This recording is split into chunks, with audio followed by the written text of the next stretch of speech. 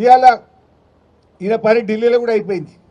మొన్న బీసీల ధర్నా అని ఢిల్లీకి పోయిండు, ధర్నా పెట్టిండు. ధర్నాకు రేవంత్ రెడ్డి ఏం చెప్పిండు?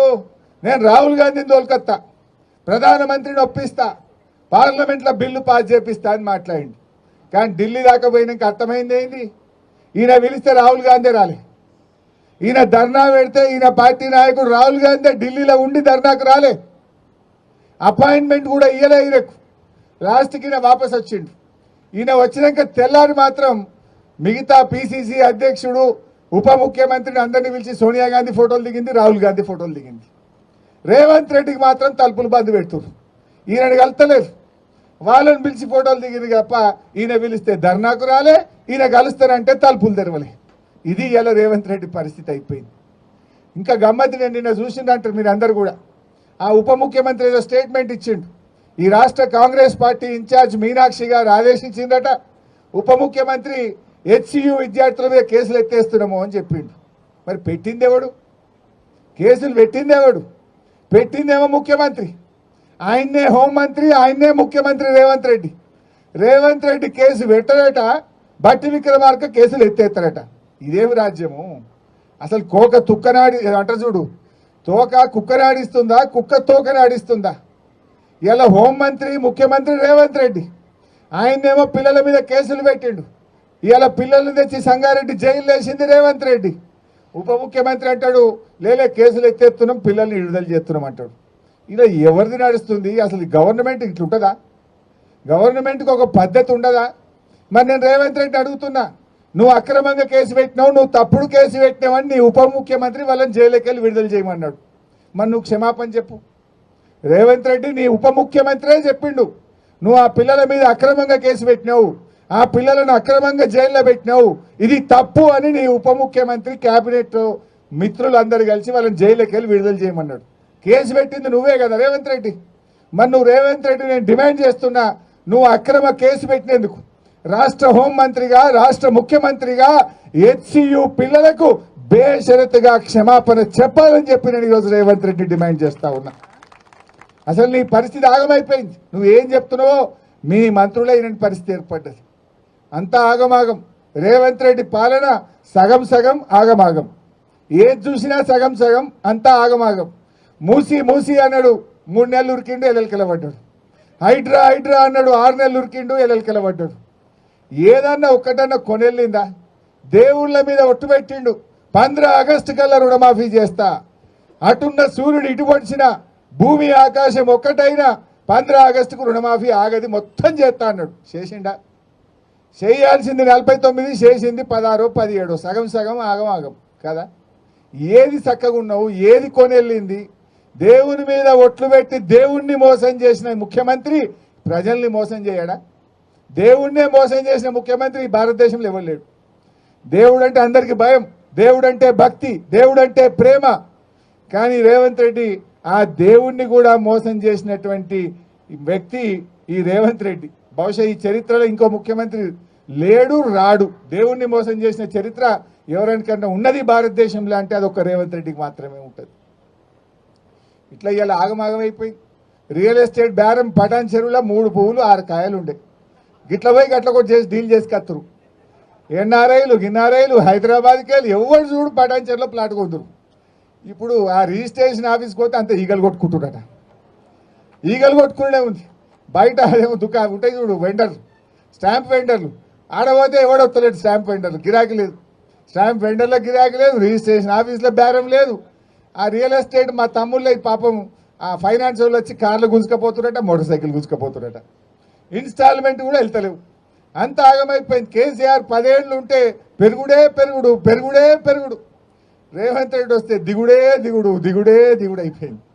అంత ఆగం. ఎవరిని చూసినా ఆగమే. రైతులు చూసినా పరేషానే ఉన్నారు, బేరాలు చూసినా పరేషానే ఉంది, రియల్ ఎస్టేట్ చూసినా పరేషానే ఉంది. ఏదన్నా ఒకటి చక్కగా చేసినా రేవంత్ రెడ్డి. అన్నీ ఆగమాగం. ఏమనంటే ఆర్ఆర్ ట్యాక్స్ అంటివి, మెట్రో రైలు రద్దంటివి, ఫార్మాసిటీ రద్దంటివి. ఒక్కటన్నా చక్కగా చేస్తే కదా. నువ్వు సరిగా చేస్తే గిట్లుంటుందా? బంగారు పల్లెంలో పెట్టి అద్భుతమైన ప్రగతితో తెలంగాణను చేతిలో పెట్టిండు కదా కేసీఆర్. నువ్వు ఇవాళ మొత్తం తెలంగాణను ఆగం పట్టిస్తున్నావు. ఎసొంటి తెలంగాణ ఎట్లా చేస్తున్నావు? ఆనాడు కేసీఆర్ ఎక్కినాడు, మంచినీళ్ళు లేవు, కరెంటు లేదు.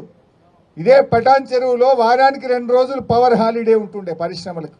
2 రోజులు ఇండస్ట్రీలు మూతపడ్డాయి పటాన్ చెరువులో కేసీఆర్ ఎక్కినాడు. కానీ ఏడాది లోపలనే కేసీఆర్ 24 గంటల కరెంటు పరిశ్రమలకు ఇచ్చిండు, ఇండ్లకు ఇచ్చిండు, రైతులకు ఇచ్చిండు, కడుపు నిండా కరెంటు ఇచ్చి చూపించిండు. ఇదే పటాన్ చెరువులో మంచినీళ్ళు లేక అమీన్పూర్ దిక్కుపోతే బిందెలు పట్టుకొని ట్యాంకర్లు ఇంకా పోదురు. 3 రోజులకు ఒక్కసారి నీళ్ళు వస్తుండే అమీన్పూర్లో. బొల్లారంలో అంతా కలుషితమైన నీళ్లు ఉంటుండే. అటువంటి బొల్లారంకు, అమీన్పూర్కు, పటాన్ చెరువుకు స్వచ్ఛమైన గోదావరి జలాలు, మంజీరా జలాలు తెచ్చి ఇంటింటికి ఇచ్చి తాగునీటి కష్టాలు తెచ్చింది బీఆర్ఎస్ పార్టీ కాదా అని నేను అడుగుతా ఉన్నా. ఏం చేసినావు రేవంత్ రెడ్డి? 1,58,000 కోట్ల అప్పు తెచ్చినావు ఏడాదిలో. 1,58,000 కోట్ల అప్పు తెచ్చి నువ్వు చేసిన పని ఏమన్నా ఉన్నదా? చేసినావు. ఏం చేసినావు? రైతు బంధు ఎగ్గొట్టినావు, రుణమాఫీ ఎగ్గొట్టినావు, కళ్యాణ లక్ష్మి చెక్కులు ఎత్తలేవు, మహాలక్ష్మి ఎగబెట్టినావు, ఒక ఇల్లు కట్టలే. కొన్ని పనులు హైదరాబాద్లో చూస్తే మాత్రం కనబడ్డాయి. కేసీఆర్ కట్టిన ఫ్లైఓవర్లకు రంగులు మాత్రమే ఎత్తుండబ్బా రేవంత్ రెడ్డి. ఈ మధ్య మీరు హైదరాబాద్ పోతే చూడండి, ఫ్లైఓవర్లకు కొన్ని బొమ్మలు ఎత్తురు అంతే. ఇక బొమ్మలు చూసి ఇది రేవంత్ రెడ్డి కట్టిండు అనుకోవాలి. కట్టింది కేసీఆర్, బొమ్మలు వేసింది రేవంత్ రెడ్డి. రేవంత్ రెడ్డి వచ్చినాక ఏమన్నా కనబడ్డాయంటే హైదరాబాద్లో కొత్తగా ఆ ఫ్లైఓవర్లకు బొమ్మలు మాత్రం కనబడుతున్నాయి, ఏం కనబడతలేవు. కేసీఆర్ కట్టించిన డబుల్ బెడ్రూమ్లకు 3 రంగులు వేసి పరిస్థితి వాళ్ళే కట్టినట్టు. కట్టింది కేసీఆర్, 3 రంగులు వేసి మేమే కట్టినామంటారు. నేను మొన్న పోయినా కొల్లూరు డబుల్ బెడ్రూమ్లకు పోయినా, చెత్త ఎత్తటోడు దిక్కులేడాడ. మొత్తం చెత్త కుప్పలు అయిపోయింది. గంత మంచి డబుల్ బెడ్రూమ్ ఇల్లు కేసీఆర్ కట్టిస్తే ఆడో దవాఖాన లేదు, నీళ్లు చక్కగా వస్తలేవు, కరెంటు చక్కగా వస్తలేదు, మున్సిపాలిటీ వాళ్ళు చెత్త ఎత్తుతలేరు, అంత ఆగమాగం అయిపోయిన పరిస్థితి ఉన్నది. ఇదే బాధ కలుగుతూ ఉంది. ఎందుకంటే మనం బీఆర్ఎస్ పార్టీ గులాబీ జెండా అంటే పేగులు దిగదాకా కొట్లాడి తెలంగాణ తెచ్చిన పార్టీ బీఆర్ఎస్ పార్టీ. ఇవాళ తెలంగాణను అభివృద్ధి చేసిన పార్టీ బీఆర్ఎస్ పార్టీ. కానీ మన కళ్ళ ముందే మన తెలంగాణ వెనుకబడుతుంటే ఇవాళ బాధ అవుతూ ఉంది. దేశం మొత్తం తెలంగాణ దిక్కు చూసింది. మంచినీళ్ళ పథకమైనా, చెరువుల పునరుద్ధరణనైనా, 24 గంటల కరెంట్ అయినా, రైతు బంద్ అయినా, కళ్యాణ లక్ష్మి అయినా, మూగ జీవాలకు అంబులెన్సులైనా దేశం మనం చూసి నేర్చుకునేటట్టు నడిపినాం. మనం 10 ఏళ్ళు దేశం మనం చూసి నేర్చుకున్నది. తెలంగాణ దిక్కు దేశం అంతా చూసింది. అన్నం, బియ్యం, వడ్లు, ఆ వడ్ల ఉత్పత్తిలో దేశానికే నంబర్ 1 అయినాం. కేసీఆర్ ముఖ్యమంత్రి ఉన్నప్పుడు తమిళనాడు వాళ్ళు జర బియ్యం మాకు అమ్మరా అని అడుగుతుండే, కర్ణాటక వాళ్ళు జరంత బియ్యం మాకు అమ్మరా, మాకు కమ్మి వడ్డే అని అడుగుతుండే. అంటే తెలంగాణ 10 మందికి అన్నం పెట్టే ధాన్యాగారంగా మార్చింది బీఆర్ఎస్ పార్టీ. అంత అద్భుతంగా తీర్చిదిద్దినాం మనం. కానీ ఇలా ఆ తెలంగాణ ఇలా వెనుకడుగు పడతా ఉంది. రేవంత్ రెడ్డి పాలనలో ఇవాళ ప్రజలకు అర్థమవుతా ఉంది, మళ్ళీ బీఆర్ఎస్ రావాలి, మళ్ళీ కేసీఆర్ రావాలని చెప్పి ఇలా ప్రజలు మన వైపు చూస్తూ ఉన్నారు. మన ఉమ్మడి మెదక్ జిల్లా రూరల్ తెలంగాణలో అత్యధికంగా 10ట్లో 7 సీట్లు గెలిచి మెదక్ జిల్లా బీఆర్ఎస్కు అండగా నిలబడ్డది. మనమందరం కష్టపడాలి. మళ్ళీ ఎప్పుడు ఎన్నికలు వచ్చినా 10కి 10 బీఆర్ఎస్, 10కి 10 బీఆర్ఎస్ గెలిపించి మనం కేసీఆర్కు బహుమతిగా ఇస్తామన్న నమ్మకం కూడా నాకు ఉన్నది. ప్రజలు మన వైపే చూస్తున్నారు, నమ్మకం మన వైపే ఉంది. తేలిపోయింది రేవంత్ రెడ్డి అన్ని మాయ మాటలు, భ్రమలు, ఇవన్నీ నీటి బుడగలు అనేటువంటి విషయం ఇవాళ ప్రజలకు అర్థమవుతా ఉంది. ఇవాళ కేసీఆర్ మాట అంటే మాట మీద నిలబడ్డాడు, అభివృద్ధి పథంలో దీన్ని నడిపించి చూపించిండు. అరేగా పటాన్ చెరువులో నేను రిజిస్ట్రేషన్ ఆఫీస్ శాంక్షన్ ఇచ్చిన, పటాన్ చెరువుకు ఆర్డీఓ ఆఫీస్ జీవో తెచ్చిచ్చినాం. రేవంత్ రెడ్డి వచ్చి ఏడాది అర్థమైనా ఆర్డీఓ ఆఫీసు రిబ్బన్ కత్తిరియరు, రిజిస్ట్రేషన్ ఆఫీసు చాలు చేయరు. ఇదేం గవర్నమెంటు? కొత్త ఇచ్చుడు విడిచిపెట్టండి, కేసీఆర్ ఇచ్చినవి కూడా నడవయా? ఆడ గంత పెద్ద సూపర్ స్పెషాలిటీ ఆసుపత్రి, 200 పడకల ఆసుపత్రి పటాన్ చెరువులో కేసీఆర్ శాంక్షన్ ఇచ్చి ఆయనే వచ్చి స్వయంగా కొబ్బరికాయ కొట్టిండు.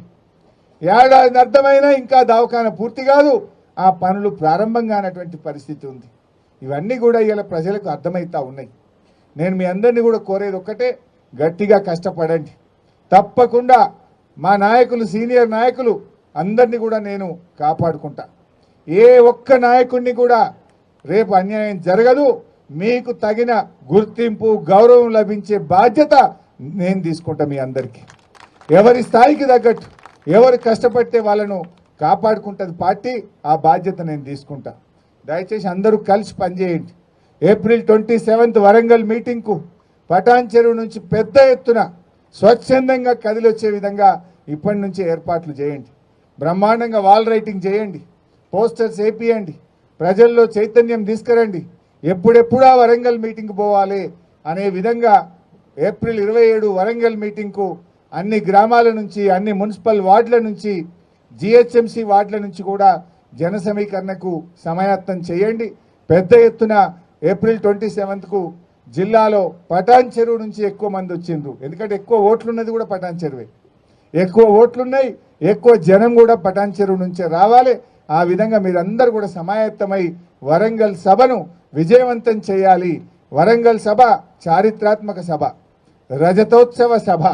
25 సంవత్సరాలు పూర్తి చేసుకుంటున్న సందర్భంగా బీఆర్ఎస్ పార్టీ జరుపుతున్న రజతోత్సవ సభ. ఎందుకంటే పార్టీ పుట్టింది తెలంగాణ కోసం. ఆ తెలంగాణ సాధించిన పార్టీ బీఆర్ఎస్ పార్టీ. ఆ తెచ్చిన తెలంగాణను దేశంలో నంబర్ 1గా నిలిపిన పార్టీ 10 ఏళ్లలో బీఆర్ఎస్ పార్టీ. ఇంత ఘన చరిత్ర మన పార్టీకి ఉన్నది. అందువల్ల అందరూ కూడా స్వచ్ఛందంగా మరి వరంగల్ సభకు తరలి రావాలని చెప్పి కోరుకుంటూ జై తెలంగాణ.